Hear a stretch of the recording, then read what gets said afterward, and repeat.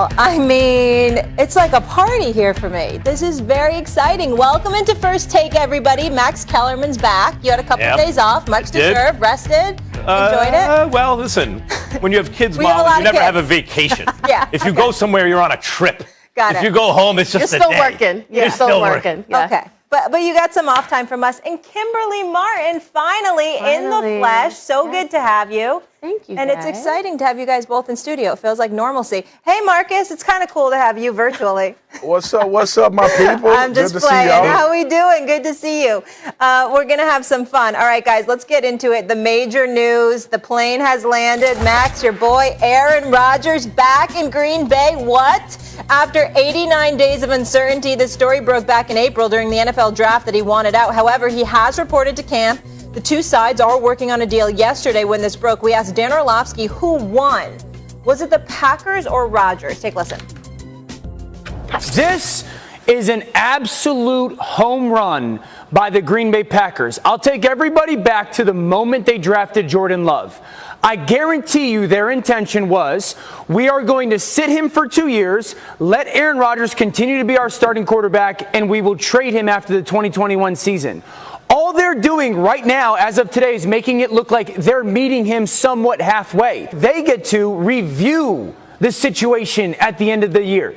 They very well could, this time next year, say, you know what, you were the MVP again. We're not going to trade you. This is a home run by their general manager, Brian Gutekunst. Aaron Rodgers, this feels like a relatively big swing and miss. All right. Max, Baseball metaphors for a football topic. We have talked about this at nauseum, and then it breaks yesterday, and I didn't have you or Stephen A here, and I know how important Aaron Rodgers is to you. So let me ask you this. Your first chance to react to this huge news. Who do you think the real winner is? The biggest winner is the Green Bay Packers. But this is actually a situation where everyone wins. It's just degrees of winning. And I'm basing that on an understanding. My understanding of the situation is that much like Adam Schefter was discussing, 3 weeks, 4 weeks ago, I forgot how many weeks already, but Adam doesn't just pull things out of the air. He's talking to a lot of people. It seems that the cap hit was going to be too great for the Packers to swallow this year. So Aaron Rodgers is not a stupid guy. He understands that too. So the Packers, look, you can go after this year. It'll be up to you. Mm-hmm. But we need you for this year because we're not going to get killed on the cap and also lose Aaron Rodgers. And what they've done here is keep Aaron Rodgers, ostensibly a committed Aaron Rodgers, on a Super Bowl contender. Came pretty close last year, even the year before, right? With a real shot to win the Super Bowl. They're not marching him back at gunpoint. They're not forcing his hand. He is willingly going, which means he'll be committed. And then they have a year to change his mind. Right? They bought themselves a year to change his mind. So Rodgers wins because if he wants out, he'll be out after the season. The Packers win. They'll still be able to trade him and get a bounty for him, multiple firsts and everything. And they have an extra year to change Rodgers' mind. And they have a shot at the Super Bowl this year. Win-win, except Aaron Rodgers is the biggest winner because what did he do? He turned a team that used a first-round pick on a quarterback and basically forced them to make concessions the team could have done from the very beginning. Hey, Aaron, we want to take this quarterback. How you feel about it? Hey, Aaron, we're thinking about letting go of this receiver. We're thinking about getting that. How do you feel, Aaron? What do you want, Aaron? These are questions that could have been asked last year, years before, and they could have avoided this situation. So the Packers basically put Aaron Rodgers in this position by getting another quarterback and then saying, oh, wait, that quarterback that we drafted, he's not good enough right now for us to win in 2021. Hey, Aaron, please stay with us. Don't leave. We want you. I don't know what they were doing in Green Bay, but Aaron Rodgers is the huge winner because he gets what he wants. I will die on this hill and say that Aaron Rodgers has the best chance of winning a Super Bowl this season in Green Bay. But the fact that he gets to, after this year, test out the Tom Brady theory of going elsewhere and seeing what you could do there, he's really the big winner. Thank you, Kim. I'm glad we got somebody with some damn sense on this set. Aaron Rodgers the biggest winner. We had a conversation. Look, Green Bay by default is in good position because Aaron Rodgers is their quarterback for 1 year. That's default. You got a player that just strong-armed an entire organization and became the requisite general manager and decision maker when it comes to roster development and how things are supposed to look. By the way, Randall Cobb just got traded to the Green Bay Packers. Guess who wanted that to happen? Aaron Rodgers. So he's going to continue to win in this particular situation. Max, I was adamant about Aaron Rodgers not coming back to Green Bay. Didn't think it was going to happen. But I damn sure ain't think they was going to make him the general manager, the owner / head coach, decision maker. And Gutekunst got up there and talked about he has input. It's almost the same as it always been. How in the hell you going to make somebody believe that after all of the stuff that we watched transpire this season, and then all of these decisions and concessions are made in order to bring Aaron Rodgers back? Yep, that's a mistake by Gutekunst. In what NFL world do you know of a player saying, I don't want to be there, I ain't doing a damn thing this offseason that has anything to do with the Green Bay Packers, and then ultimately shows up for camp and just everything go by the wayside? Man, you know what kind of concessions had to be made in order to get Aaron Rodgers back in that building? And we will continue to see things unfold as this offseason goes along, as this season goes along. I'm with it. Everybody is right. Y'all been right. The Green Bay Packers have a great chance to win a Super Bowl. It's a great roster. All of those things were true before Aaron Rodgers decided to let us know that he wanted out of Green Bay. We had just saw him in the NFC Championship. I get it. They gonna get a haul in draft picks. They gonna do all of this that everybody is talking about. That was gonna happen anyway.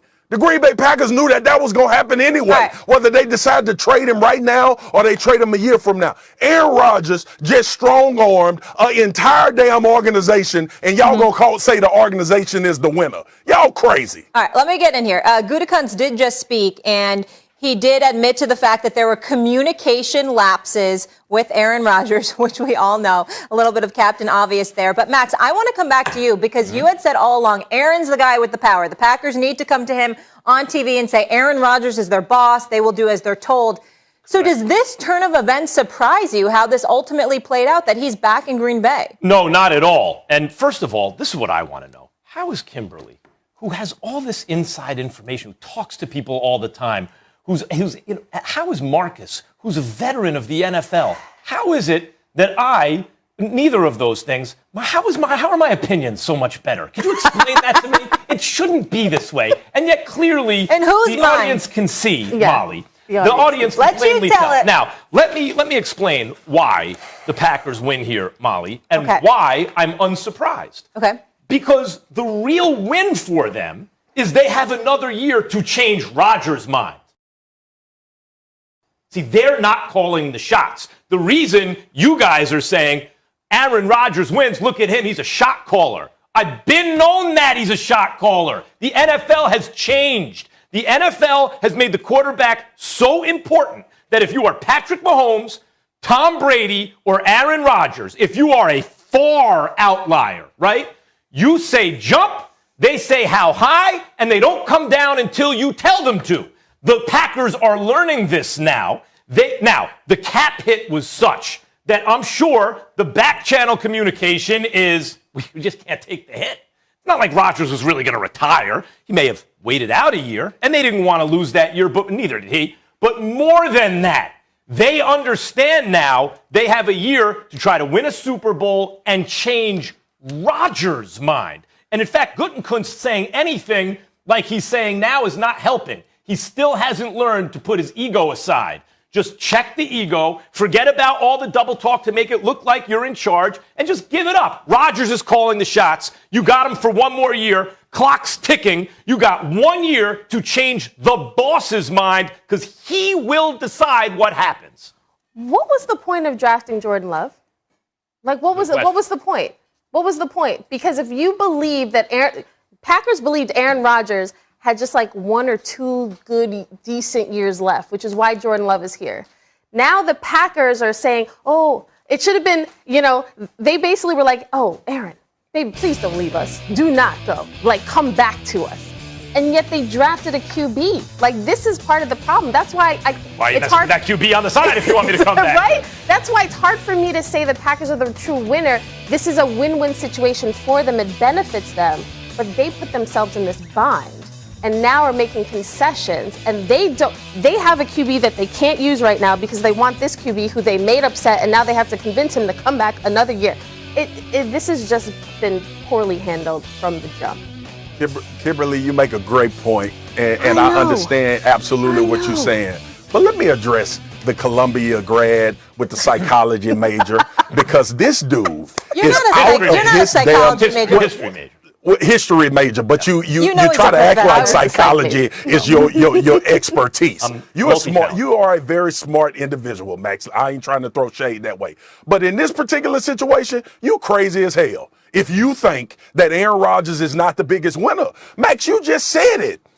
If he says jump, they say how high. In what regard is that not the guy running the show and the biggest winner in any situation? You saying we already knew that. I didn't. I did not think that the Green Bay Packers were going to concede all of this control to Aaron Rodgers. I understand that all quarterbacks have a lot of juice, and it's a particular tier of guys that we know if they say something, it's going to move in the way. But to give up everything? Green Bay just gave up everything, Max. Well, right? Like, and they still don't know. To your point, they got a year to convince him. They still don't know where they're going to be a year from now. They can win the Super Bowl in that year, Marcus. Max, what if they don't and he walks? Better shot with What Rodgers. if they don't? Everybody understands and agrees that having Aaron Rodgers is a better situation. But the question is, who is the real winner? The real winner is the player that just strong-armed an entire organization. That's the winner. If you want to back up to the very beginning, you can argue that. But we're dealing with the facts as they existed in the last several weeks and the last couple months when we've been chopping this up. Now, I want to answer both the questions. One, what were they doing drafting Jordan Love, right? And because Aaron Rodgers in a new system turned into a game manager, had the worst year of his career by the eyeball test, and it wasn't clear, given his age and given the fact that he relies on athletic ability more than, say, someone like Tom Brady or Drew Brees, you would think, because he can move and he can do all these things that require, like, the athletic ability you would think of youth. They thought, wait, is he in decline? Do we need to make backup plans? But they're hedging their bets because maybe not. It turns out not. He just needed that year in a new system to learn it, and then he won the MVP. So that's why they draft Jordan Love. They bungled. They messed that up, no question about it. But that's the rationale. It's not like I'm saying anything that we all don't know. And Marcus, Aaron Rodgers with the Packers, you're saying, how is he not winning because he just told the whole organization this, that? The fact is, he wasn't going to play for them. He didn't want to play for them anymore. It's been reported and discussed and chopped up ad nauseum, right? He's out of there. He doesn't want to play. Not only do they have him now, but they have him under circumstances for a year where he's not having to be brought kicking and screaming. He's signed up. So he's committed to this year. You have a Super Bowl ready team with a committed quarterback. That's a win. That's pulling a rabbit out of a hat. Max, I'm not saying Green Bay didn't come out good in this situation. We're not having that conversation. Obviously, if you're paying attention, both sides got what they wanted ultimately. Green Bay got a great quarterback, a Hall of Famer, one of the greatest to ever do it, and a chance to win a Super Bowl. But we said, who is the real winner? The real winner is the player that organization pays to do a job, who just took a whole offseason and said, to hell with y'all until I become the ruler of all things in Green Bay. And you know what happened? He just became the ruler of all things in Green Bay. He already was, he just didn't know it. In particular, we got situations all over this league with owners, management, we got GMs, we got guys running organizations that would not have relented in this particular situation. We know some of the egos of some of the owners and general managers. Wait a second. All of the things that you said, Max, leading up to this point, Green Bay needs to go on television and apologize. They need to say, Aaron Rodgers is my guy. He's the guy that owns this organization. He's the general manager and decision maker. In what world is the player not the real winner when it becomes that situation, Max? In what world? But that was the case. In what league? That was already the case. We already knew that. At least I did. We already knew that that's the case. What the Packers got out of it was another year of Rodgers. Obviously, Green Bay didn't. I will say No, this. they didn't. I will say this. To Marcus's point, when I talked to NFL GMs and personnel execs, they said the Packers shouldn't do anything. The Packers have the leverage. Other teams felt the Packers had the leverage and should Living just the sit pack. there. Should just sit there and let Aaron Rodgers be the one to sit out a season because he's under contract. The fact that they did not, the fact that they relented, and now we're talking concessions, I think that points to the fact that Aaron Rodgers, who showed up with that devious grin yesterday and his little office sweatshirt, his little office T-shirt, he's the real winner. He knows exactly what he did. It's easy for those GMs to talk tough when they it's don't not them, have to right. deal. If he's playing for them, we'll see how tough they're talking. Well, look, Green Bay, right, let's move on Green here. Bay GM play quarterback, so he can say what the hell he want to say. Okay, let's move on. And speaking of concessions, might there be some with a hold back when he shared his feelings about the low COVID-19 vaccination numbers among the players of the Washington football team? Rivera, who was diagnosed with a form of cancer last August and underwent treatments during the season, had this to say on Tuesday. I'm truly frustrated. I'm beyond frustrated, and part of it is, and the reason I walked in with the mask on is, I'm immune deficient. Okay, so with this new variant, who knows? So when I'm in a group and the group's not vaccinated or there's a mixture, I put the mask on. And I do that, for health reasons, because nobody really knows. And so I have to do that. And I just wish and I hope that our guys can understand that. I hope we can get to these guys, get them to understand really it's, not just for them, but it's for the people around them. And that's the thing that I think hopefully, will get their attention, is that it's not just about them, but the folks around them. Kimberly, I'll start with you, and really strong comments there because he is immune compromised and obviously what he went through and he's at risk now. How big of a deal are these comments from Rivera? They're huge, Molly. I don't think enough people are paying enough attention to the COVID situation in the NFL. And what I mean by that is it's almost like how society feels fractured beyond, based on vaccine lines. It's the same in the NFL. Unvaccinated players versus vaccinated. You're seeing in Buffalo, you're seeing the dialogue happening in the public sphere on Twitter between teammates arguing about it. For Ron Rivera, and I sat down with Ron Rivera recently for a feature story, and we talked about the vaccine. And I feel bad for coaches because they have guys, it's not just the bottom of the roster guys, the guys trying to make the roster that potentially might not even make it through camp if they decide to remain unvaccinated. What about the locker room leaders? Young, veteran, old, whatever. What about those guys who are going to, dig their feet and say, you know what, I don't want the vaccine? Because what we're seeing, I covered a lot of games last year that got postponed because of COVID and guys coming down with it and outbreaks. Titans, Ravens, Steelers, it had a serious effect last year. And now that we have a vaccine and players are saying, I do not want it.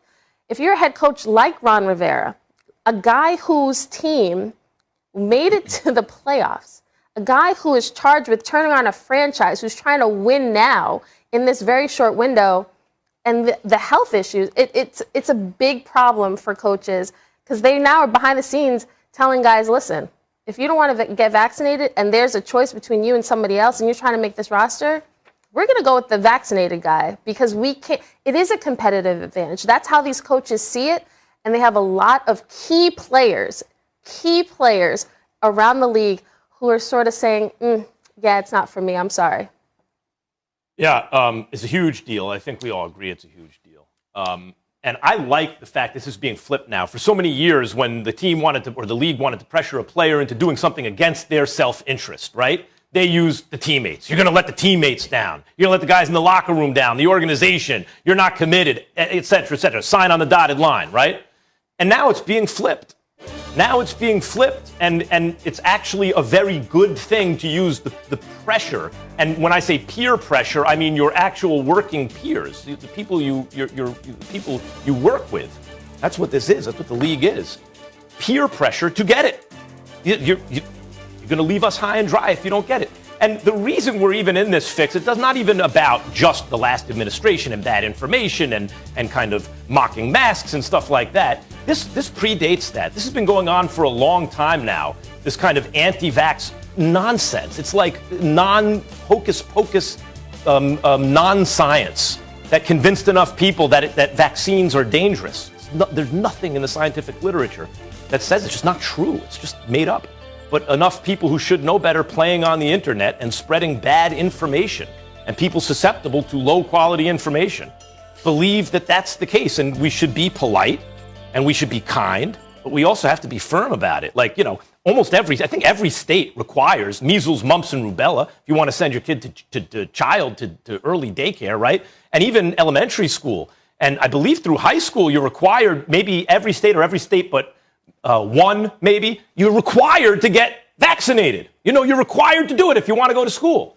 And I'm all for requirements, and in their absence, this kind of peer pressure and pressure from coaches and organizations to keep everyone healthy. Do you realize we were just in a deadly pandemic, everyone praying for a miracle?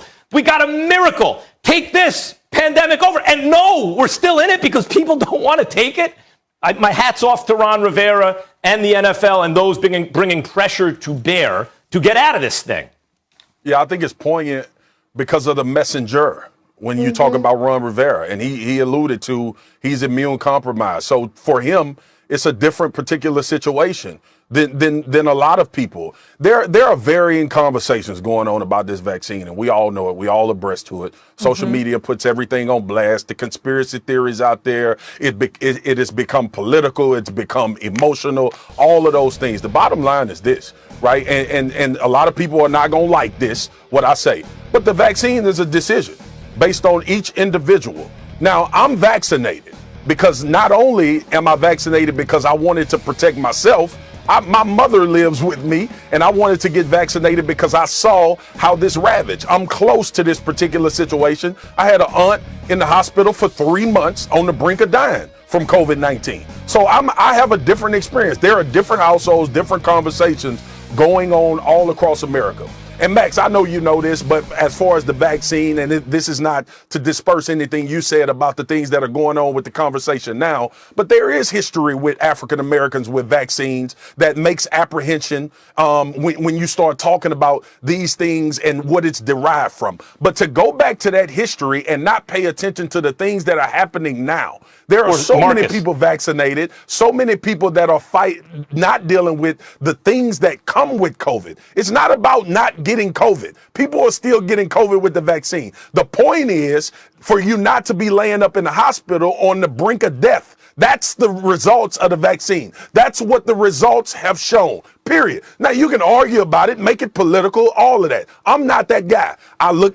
This is what the data says. This is what doctors and the doctors that I'm in conversation with are saying. The vaccine is working. It's working. Marcus, real quick. Go ahead, man. I just want to mention one thing, because some people get this wrong about, for example, the Tuskegee experiment, right? Like, that's what people are oftentimes referring to when you talk about the history of this country, racism, how that can be tied up in people's attitudes. But just to be clear, that was about not treating the disease, exposing a group of people to a disease and leaving it untreated. Yeah. That was not about, hey, let's give someone a bad vaccine. That's about not giving the medicine, not giving the vaccine. Absolutely, Max. And for the sake of time, I didn't go into that, but I'm just talking about the mistrust. Sure. That became a part of the medicine conversation for African Americans in this country. But to your point, you're absolutely right. But that's the point that I was trying to make. When you start hearing all of the questions about the vaccine and is it safe and is it test dummies being used? No. It's people that are vaccinated that are not getting COVID and not dealing with the symptoms that you would deal with when you're not vaccinated. And to Ron Rivera's point, the entire point, do it for the people around you. Like at the minimum, the people around you are in a better situation if you decide to get vaccinated. I'm just in a position where I'm never willing to tell an adult what to do. You do what you do, but you also have consequences for both. And that is really the conversation that's going on. Myself personally, I chose to get vaccinated not only for myself, but the people around me. That's not going to be everybody's decision. And we can't look at it in the chasm of, well, if you don't do it, you're a terrible person. We need to explain to them why you need to be vaccinated and why things need to transpire as far as you not only looking out for yourself, but taking taking care of other people. Yeah, no, you're That's not a terrible entire person. Conversation for everybody. You're not a terrible person, but you should be maybe not allowed to come to work or go to school. Absolutely. That doesn't make you a terrible person, but you got to live with the consequences of your choices. And the question I as a don't think society the is, NFLs can mandate that. right, well, that's the question that we have to ask ourselves. Yeah. What That's are my we point. willing to mandate? Yeah, they would like to mandate it, but I don't think they consequences. can with the NFLPA. Yes, I've talked about this before. Lost my grandmother to COVID, was in there full PPE. She couldn't breathe, very scary, awful. Got the vaccine on my birthday as soon as I could sign up. And it was also to protect my parents and the other people around me. But I do understand people's hesitancy. I wasn't running to sign up because I wanted to, but it's really to protect myself and other people. And I've got a small circle of friends on the West Coast right now. 2 of my friends, their whole families have it, dealing with the Delta variant. They're very sick. Babies are sick. They're scared, and they chose not to get the vaccine, and now they regret it. So I'll leave you with that on my personal story. Yeah. Still to come here on First Take. Max, I'll start with you. We'll go around the horn here. What's your reaction to the news?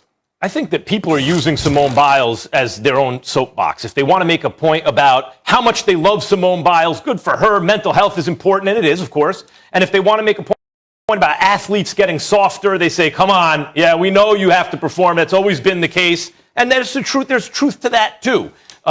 So I think people are kind of using this to make a point. My feeling about Simone Biles is she is not obligated of color, but Kimberly, you can talk to this more directly than I can. I imagine particularly for women of color.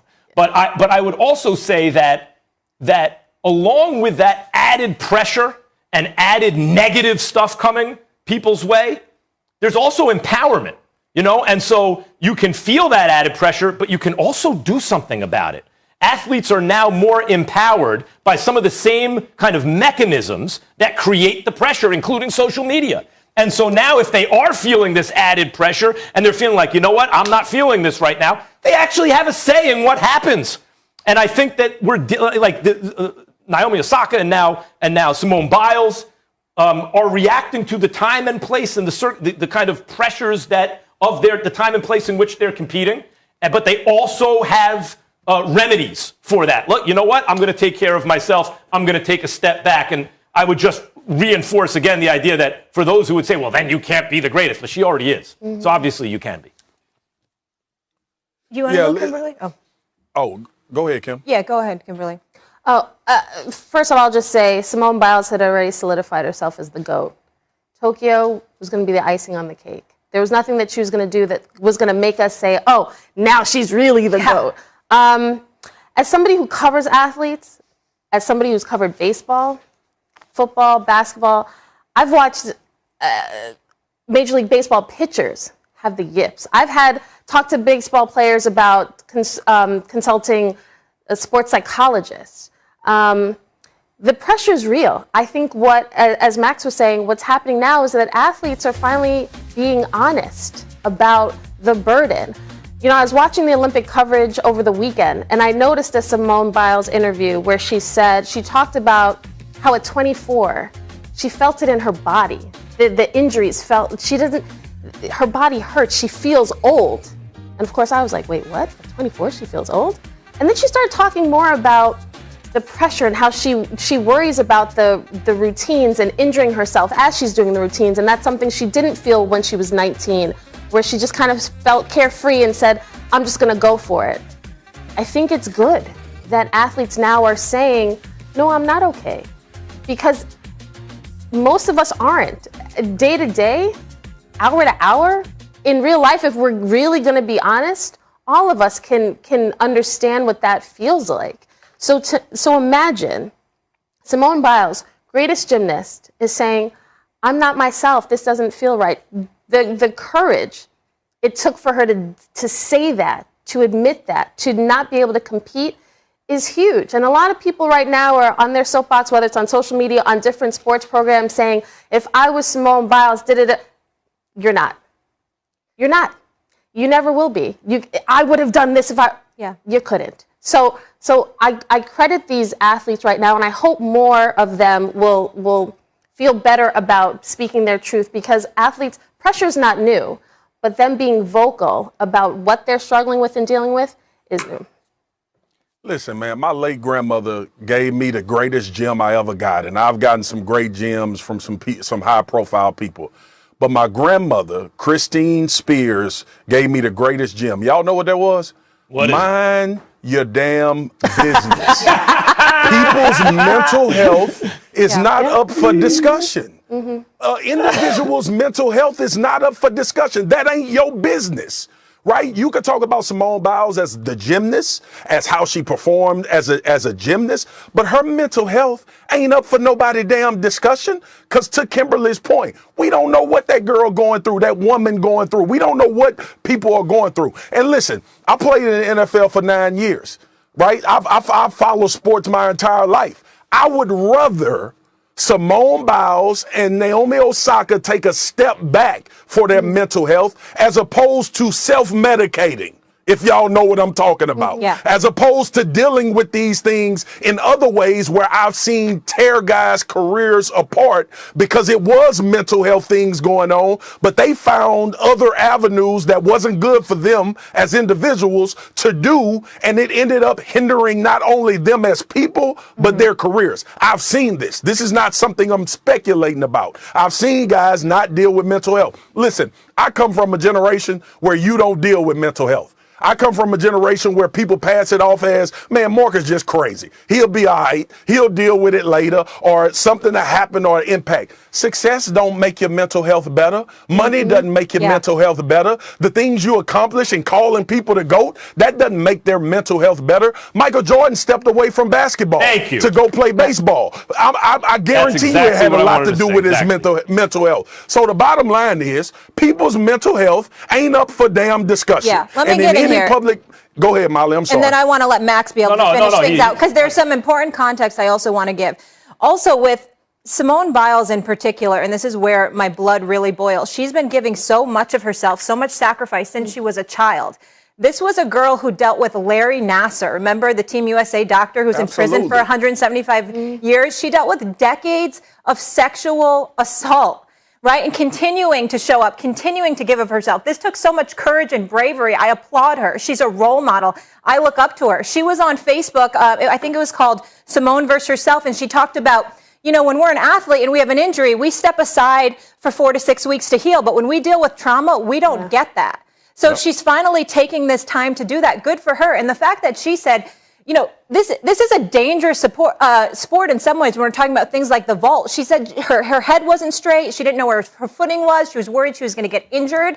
There could be major repercussions. So for people to poo-poo her or say that she's soft, it's like try walking in her shoes for one day.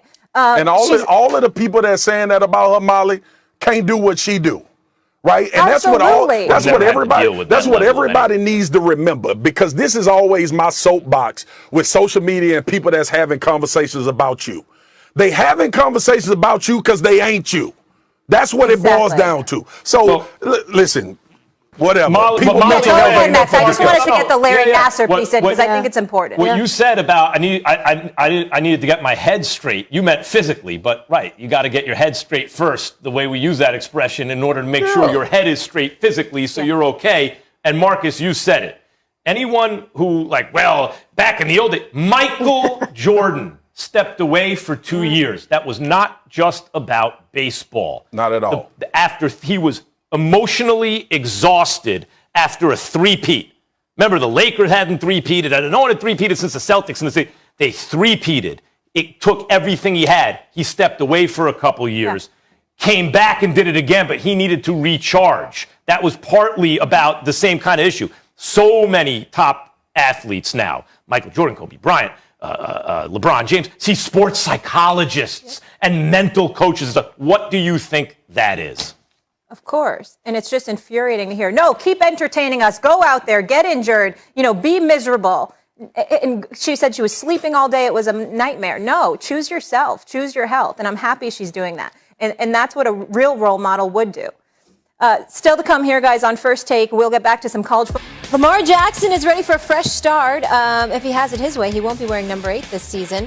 On the Ravens team podcast, The Lounge, Jackson said he has a personal reason to change his jersey number as he approaches his 4th season. Well, I already told Miss Megan, I said, we win the Super Bowl, I'm going to number 1.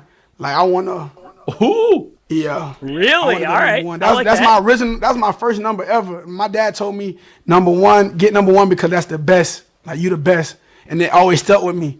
And I got number 8 when I went to college, and then my mom told me 8 stand for new beginning. So I was like, dang, it's a new beginning. So I kept 8. My coach asked me in college, he's like, what number you want? I'm like, I wanted number 1, but y'all gave me number 8. But it's all good because I know what it stands for now. And, you know, I just said, I want to retire number 8 and number 1. I want to do that here at the Ravens. So I want to win a Super Bowl with number 8 on, do much as I can with number 8 on, then come back and do the same thing with 1 on. Worth noting, Lamar Jackson's not practicing today in a COVID-related case. The league still tries to process per Jamison Hensley and Adam Schefter. Jackson, who tested positive on Thanksgiving, had another test that NFL officials flagged. NFL is now going through science, and the Ravens are awaiting those answers. Super Bowl champ Jeff Saturday with us. Hey, Jeff, how we doing? Fantastic. How you guys doing? Good. See you, Jeff. Good. Let's get into it. I like all the depth behind his numbers. Number 8's new beginnings, and obviously we all know, Jeff, 1 means you're the best. But now let's focus on the Ravens. Are they legit Super Bowl contenders? Man, not unless their offense grows, right? I think Greg Roman, the one thing I would say is the offensive philosophy, the run first, I love it, right? You've got linemen built for it. You put your hand in the dirt, everybody goes for it. You got big tight ends, physical. You got one of the most electric running quarterbacks in the game. But they have to develop the next level there. What do I mean by that? The play action pass has to match exactly what the run game looks like. And I don't think it's there, right? You have all these zone reads. He's in shotgun. I think they're only under center like 6% of the time. Well, in play action, it's a lot of like just kind of putting the ball out there, but the defense can see it quickly and bail to position, right? I mean, you think about defensive players. They see 7-on-7, which is like pass skelly, which is only the pass players in a drill their whole lives. So they can adapt and adjust so quickly. I would like to see the offense go into, when you're going back to hand the ball, that fake really shows it. I can liken it to when I was with the Colts back early in my career. We ran the zone stretch play, the outside zone with Edgerrin James. And Peyton Manning practiced so many times of how he would fake the ball to Edgerrin, drop the head, and then hide the ball. And it looked exactly the same when he handed the ball to Edgerrin. And what that did is it gave you a split second on the back end, whether that was a linebacker, that was defensive backs. Everybody bought the fake, and it opened guys up. Marvin Harrison running wide open, Reggie Wayne, Dallas Clark, Marcus Pollard, you name it. Guys got open because the design fake looked exactly like our run. I think that's the step that the Baltimore Ravens need to take to get their offense to the next level. We all understand they can run ground and pound, and they can be physical. I want to see explosive plays off of play action for Lamar Jackson. And I think the elephant in the room, Jeff, is can Lamar Jackson improve as a passer? He started out his career promising as a passer. Given his age, he was more accurate than like anyone ever at the same age and experience, including Peyton Manning. You could say, well, that's because the way the offense was designed, whatever else. Bottom line is that was the fact, and he got better. He progressed. But the question is, has he plateaued, or is he still going to get better? The question is, are the weapons good enough, or do they need more? What's Rashad Bateman going to be, right? Like, he's not a guy, Jeff, whose size jumps out. He's not 6'3" or 6'5". He's not a guy whose 40 time jumps out. He's just a really good receiver, at least in college. Now He's got to be a really good receiver in the pros, and he's got to be with Hollywood Brown and maybe Sammy Watkins or whatever, a more dynamic receiving group receiving core than Lamar Jackson's had so far, and he's got to make use of them. I don't want to overstate passing difficulties for Lamar Jackson. He has had a game with nearly 400 yards passing in the playoffs. But by and large, he's 150 to 200 yards passing. He's not the kind of threat going into year, 4 now? Yeah. That ideally he would be. For them to get past this, they're going to make the playoffs, they'll have a good record, maybe they'll win a game, to he's there with Mahomes and Rodgers and Brady. If he's the quarterback of your team and you have a defense, you could win a Super Bowl. I haven't seen that yet. But again, Max, I take you back and say the scheme is what would allow him to get to that position, right? Is what you're asking him to do now is do all the zone read, use his legs to beat you like when they beat the Titans in the playoffs last year, right? I think he ran for almost as much as he threw for, right? And he has that big run to open the game up. Like you don't want to limit those type of plays. So you want that whole offense to function that way. The issue, though, is to open up the plays you're talking about where guys are screaming down the field. And it doesn't have to be timing. It's, look, the route worked because the guy froze in the backfield. That all comes off of offensive scheme. And it has to go back to the details of this offense. Plays have to look the same. If you go back and watch their film, so many of their pass plays don't even liken their run game. Like, I mean, it doesn't even make sense, right? It goes from this zone read, aggressive downhill to straight drop back. What I'm saying is they don't complement each other. And my point to him being able to take that next step that you're asking, I don't think there's a lot of quarterbacks that would come in and have the dual threat that he has that would be able to do it. You need to help design the offense to get those free runners in the backfield. Because to your point, their wide receivers have not been what you would say is just world beaters, right? You're going to get the ball in their hand, they're going to go make plays.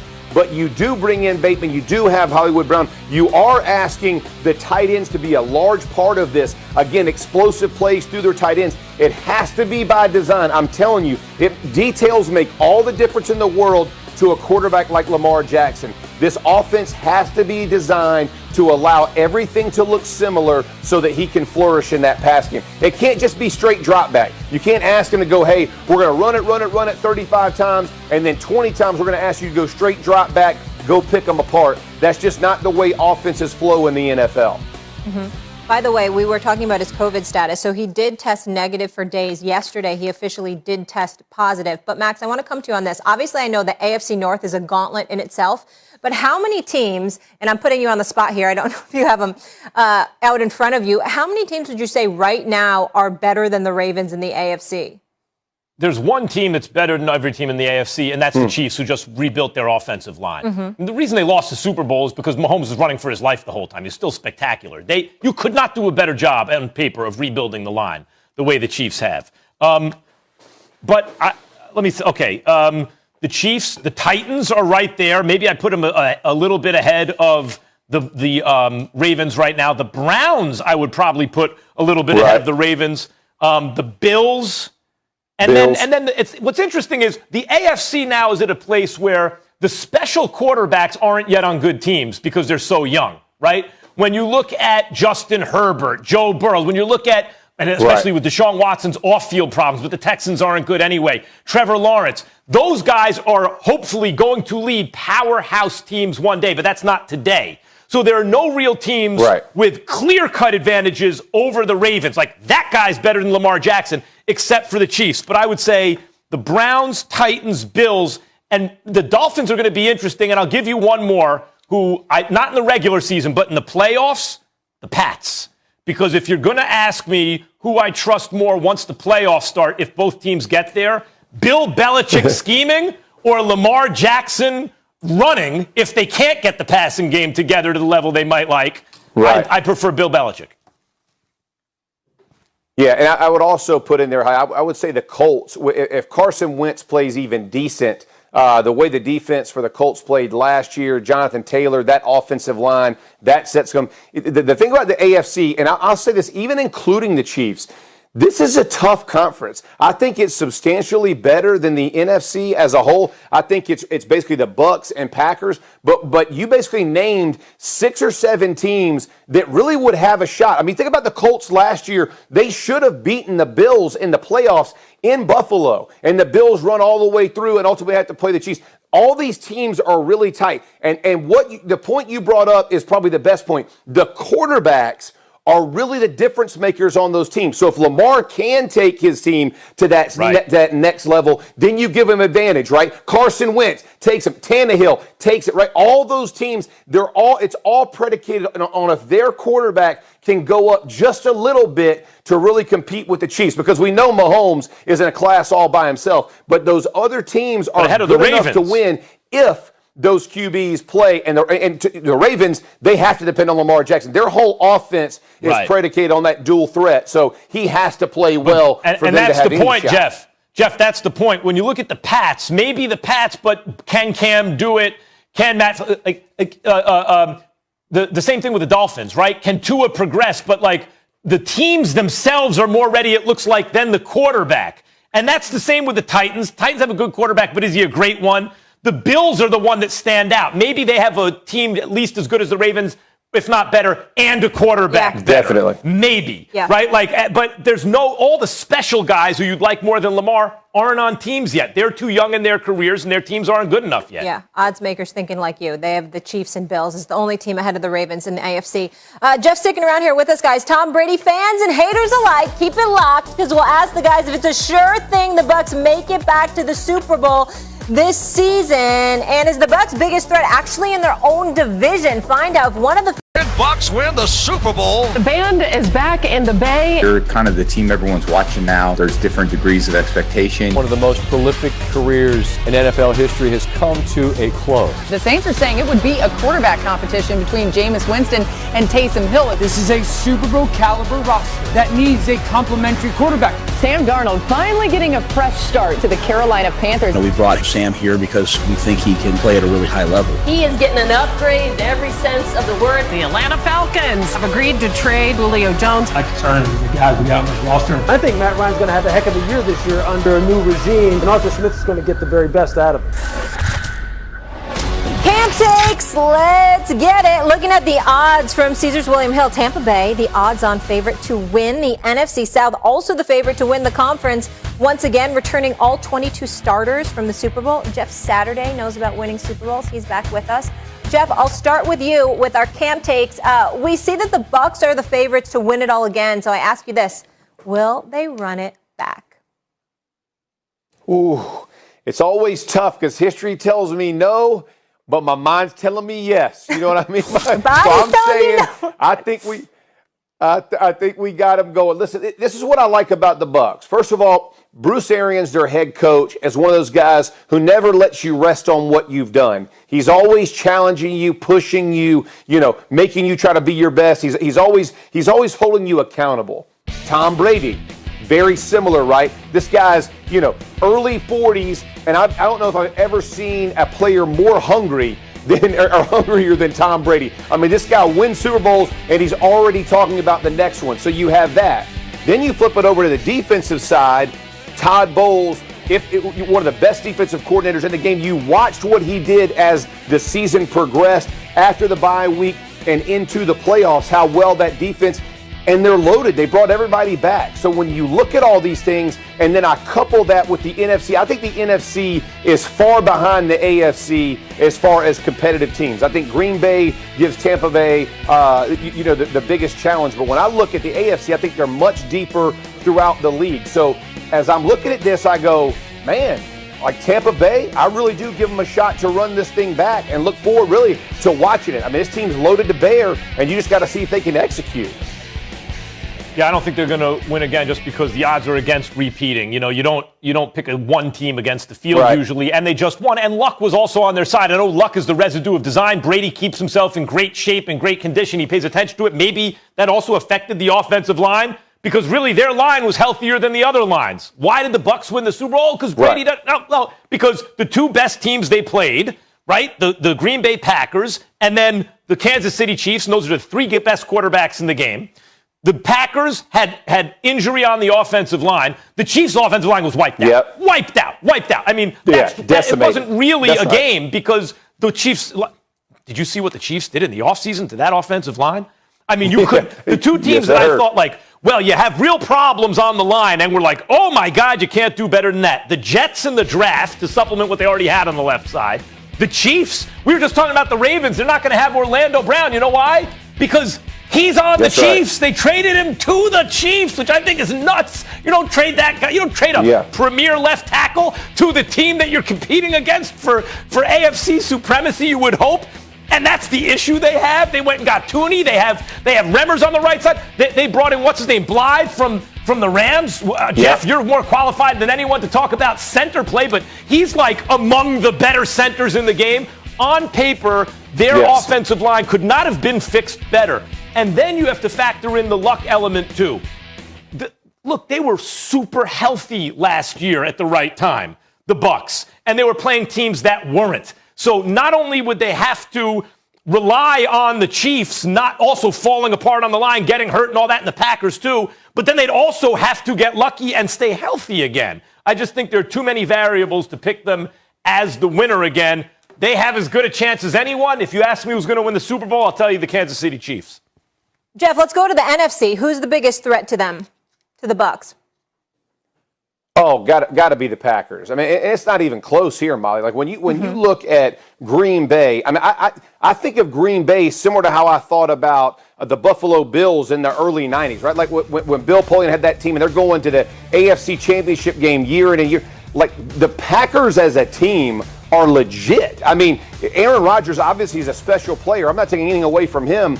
But the things around him, defensively, they've improved. They've improved their run game. I think LaFleur is one of the best play callers in the game. I know everybody takes shots at, should have kicked the field goal. I'm talking about offensive schematic play design. Like the guy knows what he's doing to get guys open. Devontae Adams. Now you're going to bring Cobbie in. Randall Cobb is coming back to him. You have Rodgers, Amari Rodgers from Clemson coming in. This team is going to be another team that they're going to put out on the field that can challenge anybody. And when you think about Aaron Rodgers playing angry again, right? MVP season, all the stuff that's happened in the offseason, they're finally giving way. He's back. He'll want to prove it again. So I like what the Packers are, and I think this is a very tough out for the Bucs. So to me, it's like Bucs are 1A, Green Bay's 1B. I mean, they're very close in my opinion because both offensive lines are good. Both defenses can play when they're healthy. So I like what they can do, and I just think it's going to be who plays the best on that day. 100% agree. I think the Bucs are better than the Packers, but not by much. And I would say this. Right.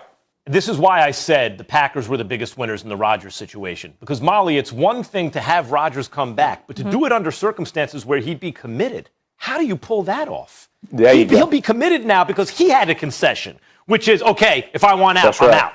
Right? So they know they need to convince him to stay. But they're also getting, my whole problem was, I don't care what, and all the experienced Super Bowl champions are telling me this, I still don't believe it. If your quarterback's not all in, your quarterback, you ain't winning no Super Bowl. The quarterback's got to be all in to win a Super Bowl. It's the leader of the team. Full contact sport, got to be all in. How are you going to do that with Rodgers? He doesn't want to be there. They figured it out. Rodgers will be all in. Now think about this. LaFleur comes in year one because McCarthy is outdated, is not working. LaFleur comes year one. They're in the NFC Championship game. But Rodgers was reduced to a game manager because he was just getting his feet wet with the system. Year two, Rodgers wins MVP. Maybe has the best year of his career. Also in the NFC Championship game. Now we're in year three. You think LaFleur's taking the ball out of Rodgers' hands again with the game on the line? And Rodgers is coming in with that chip on his shoulder? Jeff, I agree. Tampa won. Packers right behind them.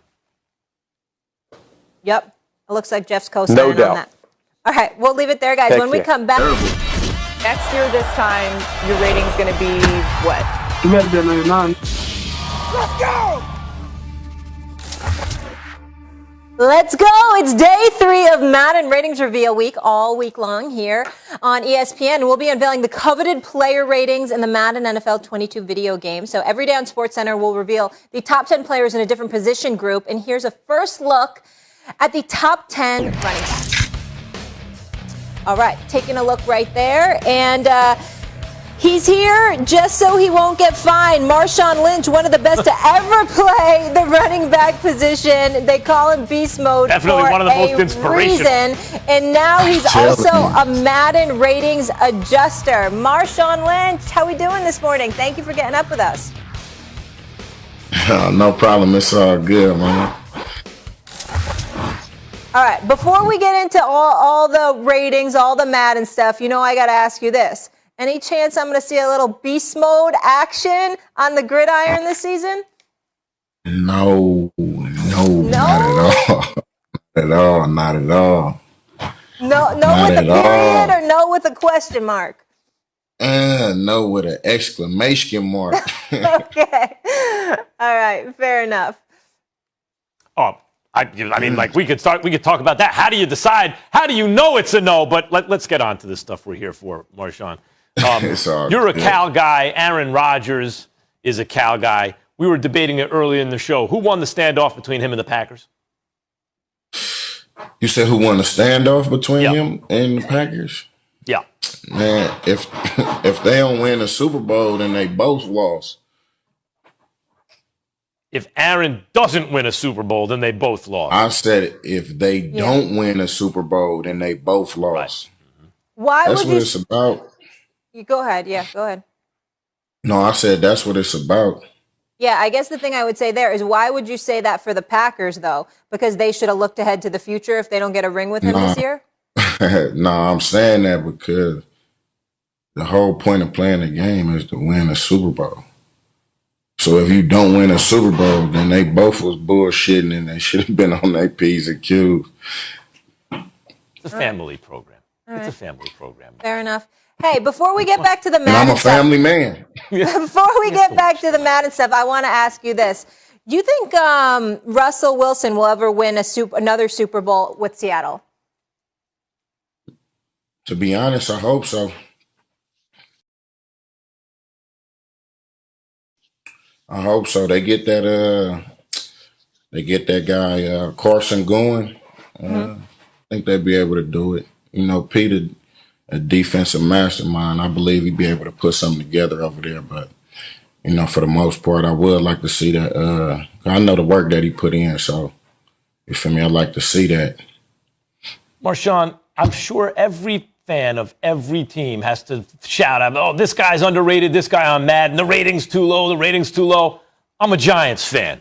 I get why Christian McCaffrey is the number one rated or highly rated. For me, he'd be the second rated guy. Saquon Barkley at 7? The man had 2,000 yards from scrimmage behind no offensive line and a bad quarterback as a rookie. Saquon Barkley at 7? Explain yourself. Disrespectful. Come on, Marshawn. Disrespectful. Nah, man. But, you know, Lil Bro had to sit down for a minute. You know, they doing this off that next gen stat. So it's basically, what have you done for me lately? And you feel me? He been off the radar for a minute. So they gotta feel him again. Where do you have him personally? You said personal? Yeah. I mean, I would probably have him a little higher than 7, but you know what I mean? I do want to see some more from my little Brody. I want to ask you this. You know, I was looking at your Instagram. I see there's a lot of beast mode things happening in Vegas. Looks fun, exciting. Then I see you out here introducing teams, the Kraken. I want to play that sound real quick. Marshawn, take it away.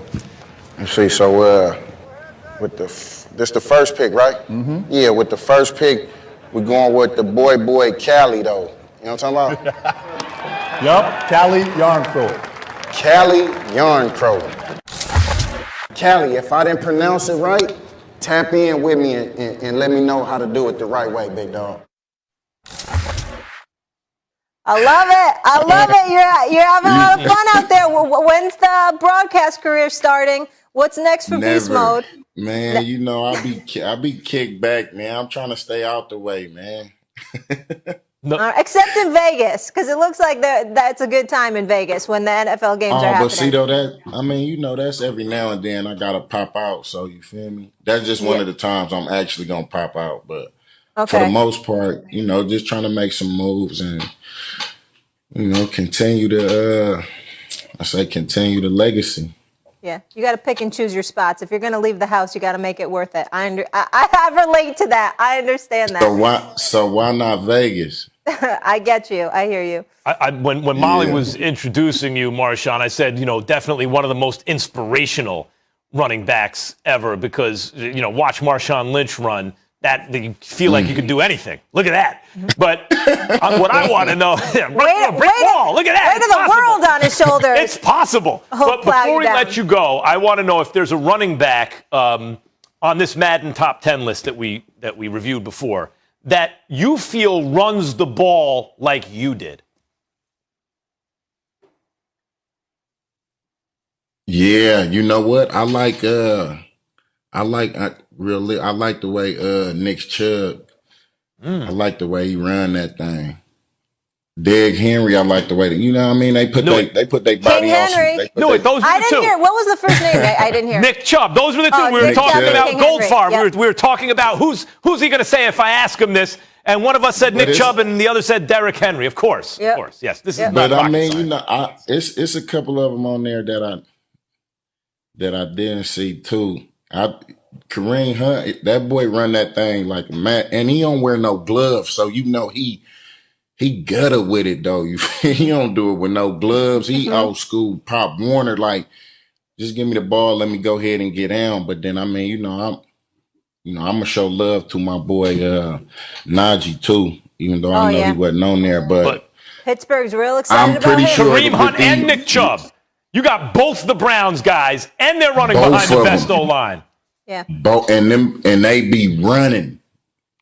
They old school running too. Like, you feel me? You probably could have dropped them off like back in my rookie year, and they would have been solid too. No, that's high praise. Good All right, Marshawn, appreciate you. I know you like to lay low, so we appreciate this little camera time. And What I want to know is what moves is he making, Molly? What moves? Because I'm not going to run. I'm not going to be back on the field. Well, what else do we ask him? Are you going to broadcast? No, not that's broadcasting. Out. But then on the other side of your mouth, I'm making moves. What moves? Look, man, what's said don't need to be explained. Look, check this out. I'm gonna keep on trying to make these plays in the background. You know what I'm talking about? Move in silence. So maybe I respect so maybe that. one day when I grow up, I could be just like y'all, except for not on TV. Okay, fair enough. Hard to move in silence on television. That's true. All right, Marshawn, thank you so much. We appreciate the time. Take care now. Great All right, tune in to NFL Live and right here on SportsCenter for exclusive Madden ratings and reels. Don't miss First Take as Alex Smith, Ed Reed, and some of your favorite former players join the show each day to debate the ratings. It's Madden Ratings Reveal Week. The recent news that players can profit off of name, image, and likeness. Nick Saban addressed this at SEC Media Day, saying he was unsure of the impact this could have on a team. Saban hinted that someone like his quarterback, Bryce Young, potentially earning so much more than his teammates could cause tension in the locker room. Saban saying this. Our quarterback, Bryce Young, already has approached ungodly numbers. It's almost 7 figures, and it's like the guy hasn't even played yet. But that's because of our brand. Tuesday, Stanford head coach David Shaw had this to say. Nick Saban is smarter than any 10 of us in this room combined. So there was no way that was just a throw-in. Obviously, that's a plant to make sure people knew, and it's a great way to recruit. Max, what do you think? Is this name, image, and likeness problematic for recruiting? No, it's problematic if you got a bum squad. It's problematic if you got a bad program. I mean, let's be honest about it. It's awesome. But what Nick Saban did, and Shaw's right, the way Nick Saban did it, the front of it, to people who aren't really looking deeply, is like, hey, I like it, old school. Look what's happening now. It could be divisive. I don't know.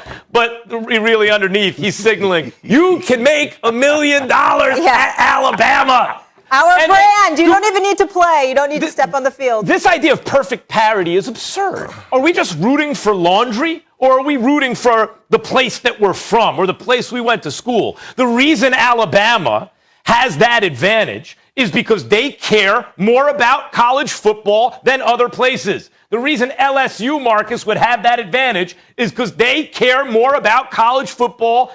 They have more money to spend than other teams. The Los Angeles Lakers, people want to play there. It's LA. But there are other markets that are in the middle of the country, in the South. Maybe it's not the NBA or college football, but it really matters to people who live there. They give more of themselves to it, and programs and franchises there will have an advantage recruiting. And Marcus, this is part of that. Doesn't bother me a little bit.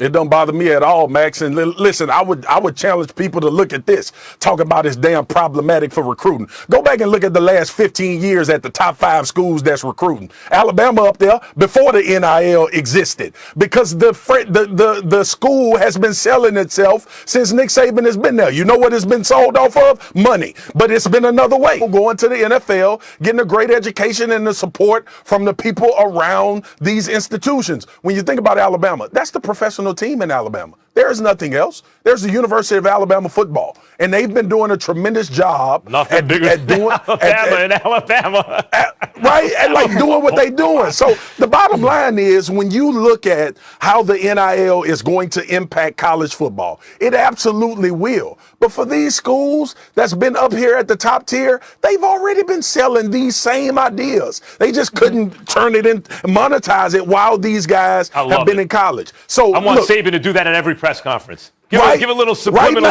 recruiting pitch in every and then when you look at, and in particular, let me get this in. When you look at the Bryce Young and the endorsements, and you talk about Nick Saban putting that olive branch out there and talking about the cachet of Alabama, why in the hell do you think Texas and Oklahoma want to go to the SEC, man? Why y'all think Texas and Oklahoma want to lead the Big 12 where they the dominant dogs and go to the SEC? Because it's financially great to be a part of the Southeastern Conference. Not only that, you'll be able to recruit in that same pool that those guys are already in. So is the NIL problematic for recruiting? Hell no, because they've been recruiting off this same idea for the last 20 years. Yeah. All right. Bryce Young, third best odds to win the Heisman, but already worth millions. Marcus, thank you so much for one last go. Aaron balled out last season on his way to the MVP award, but a questionable call in the NFC Championship game brought Rodgers and LaFleur's season to an end. Here's LaFleur on running it back one more time. You have to have plans for whatever would happen, and I'm just really happy that he's back in the building. He's a part of this football team, because with him, we feel like the sky's the limit.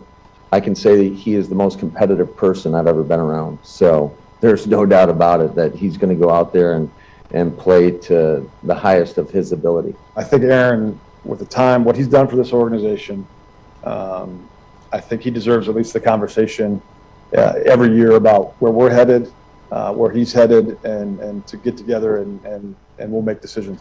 The club will always determine what's best for the Green Bay Packers, but I think he's earned the right to have those discussions. Jeff Saturday's back. Hi, Jeff. Max, you're up first. Talk to me. I don't think Gutekunst or Murphy really get it yet. That's not. You need to be more obsequious in the presence of Aaron Rodgers. You need to be more deferential toward him, and just, as I said, the Happy Gilmore. You're right, I'm wrong. You're smart, I'm stupid. You're handsome, I'm ugly. Like that whole thing. Because Aaron Rodgers, as I've been trying to tell everyone, Jeff, is the decider. The only leverage the Packers, as it turned out, actually had, the only leverage was the cap hit would have been so great if they traded Rodgers this year, that Rodgers, being an intelligent person and a conscious person even, would know, like, oh yeah, no team, like, that's too big a hit to take. What if we do it next year? That's why Adam Schefter was talking about that 3 or 4 weeks ago, right? Because and the way it worked out is great for the Packers, Jeff, because they get Rodgers, and a committed Rodgers, and they have 1 year to change his mind. But my overarching point with all this, Jeff, is it's Rodgers' mind they have to change. He will be the decider. He will make the decision, and that's what will happen. And now the Packers just bought themselves a year to try to change his mind, right, and in the meantime, go out and win a Super Bowl with a motivated quarterback who's bought in. That's a huge win for the Pack. Absolutely. And I think the olive branch being extended to get this done before training camp is going to mean a lot in the long term, right? Because the true leverage for Aaron Rodgers wasn't until regular season games happen, right? That's when Jordan Love's forced to play. You see what this team's going to look like for now and probably the immediate future with what Jordan Love is. So the true leverage for Aaron wasn't even for a few weeks. I love the fact that the Packers were like, listen, We're going to extend this right now. Let's get this thing going, bring him back into camp. We really haven't missed any time. I mean, there's been nothing really missed. So as he comes back in the organization, and to your point, Max, the most beneficial fact for the Packers is it gives them a year not only to be productive on the field, but be productive in showing Aaron Rodgers we've learned that relationships matter. What are we going to do? We're going to trade for Randall Cobb, one of your boys, right? Bringing him back so Cobb can play with you. We got Amari Rodgers, right? He's going to be on the squad. We're going to try to get Devontae Adams' contract done. So now you know that we're committed here. There's a lot of things the Packers can show to Aaron Rodgers over the next few months leading up until next March that say, hey, man, we want you to stay here. We want you to lead this organization. And if they win a Super Bowl, if they win it, all of a sudden, now you talk about legacy. You've won 2 now here, Aaron. We want you to stay, retire a Packer. This is even greater than what Brett Favre was here for our organization. I mean, how cool would that be for the Packers? So you're right. They're all in on it. They gave the olive branch if you can get out, but they have bought themselves time, which honestly is the most important thing they could have given themselves with this Aaron Rodgers saga. Well, and just imagine what happens for everyone involved. Like, everyone wins here. I think the Packers are the biggest winners because they were out Aaron Rodgers. Absolutely. Oh, they have all the leverage. No, they didn't. The only leverage they had, as I said, was the cap hit they were going to take because Rodgers was aware of it, right? And it made it untenable to trade him. But think about this. They're going to compete for a Super Bowl this year. They went to an NFC Championship game before Rodgers really knew LaFleur.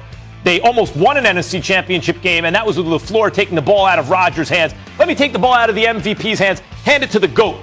Hey, GOAT, go get a first down, and then you win. Like, that's never going to happen again. So they will compete, maybe win a Super Bowl this year.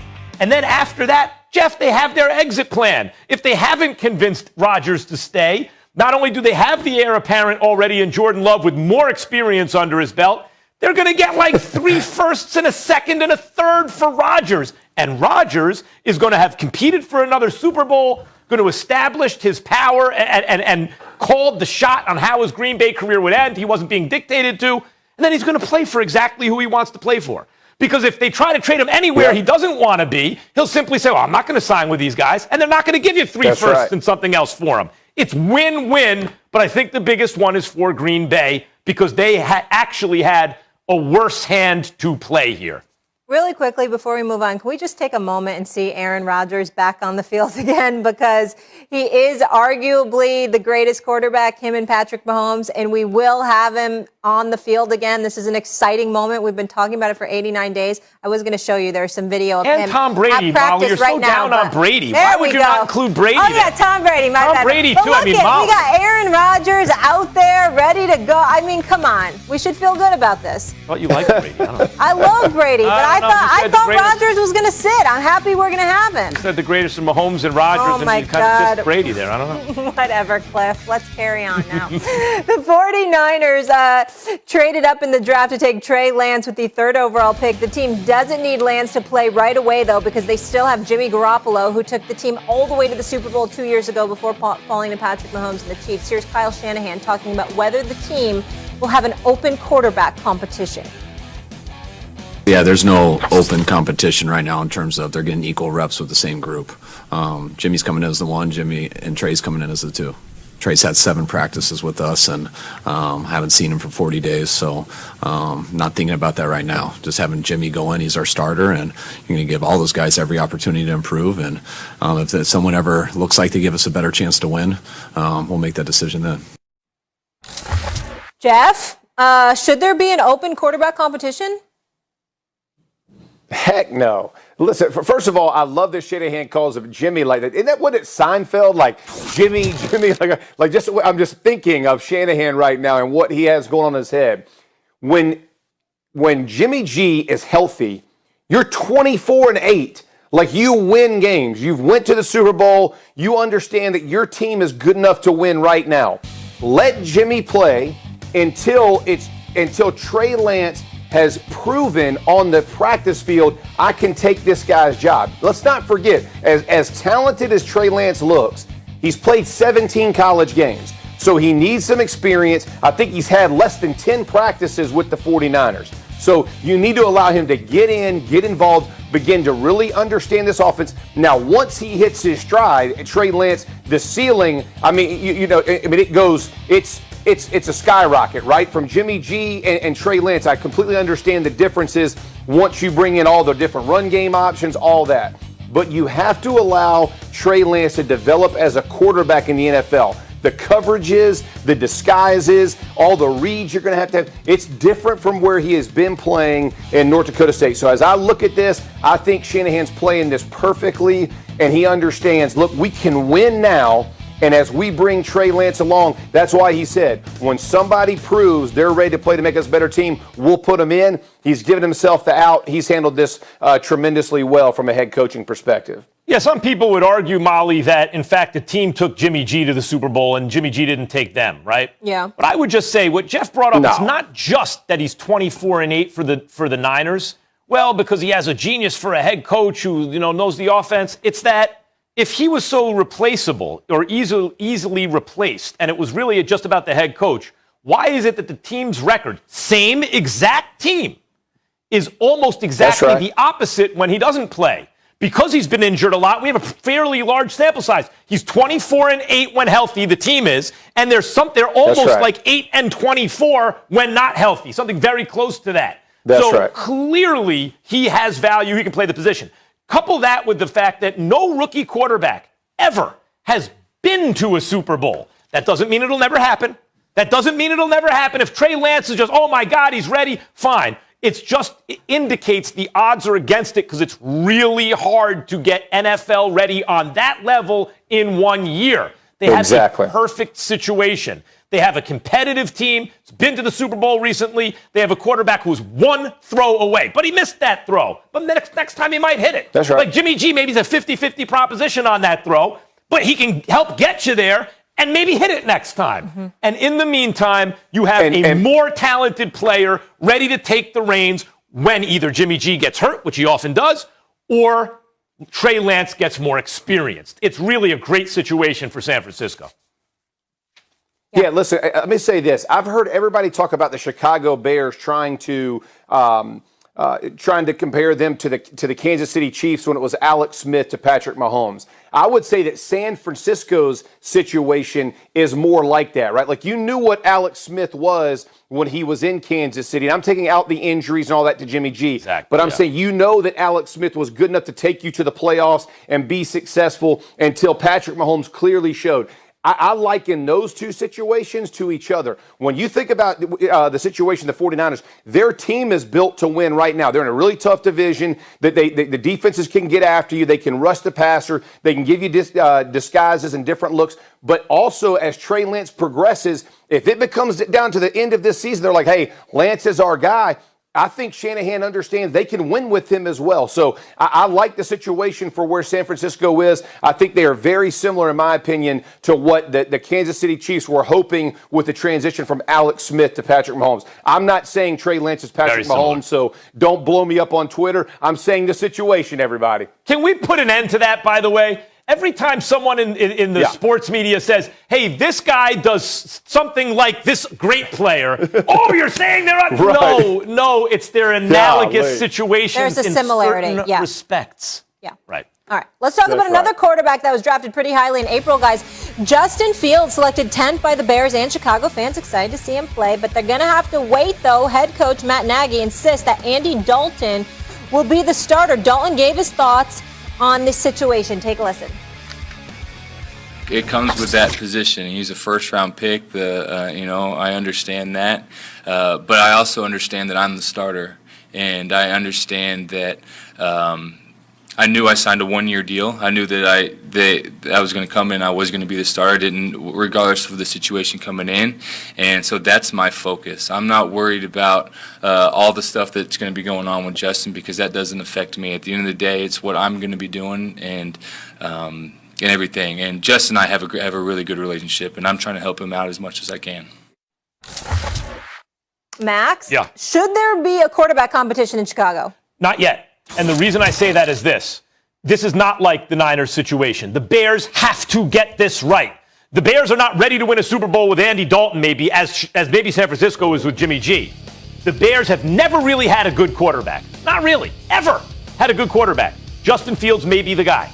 You have to make sure, Jeff, when you hand him that ball, you're not taking it back for 15 years. So whenever they feel like Justin Fields is ready to take the ball and keep it, that's when you give it to him. If that's week 1, week 10, year 2, whatever. When that moment comes, you give him the ball.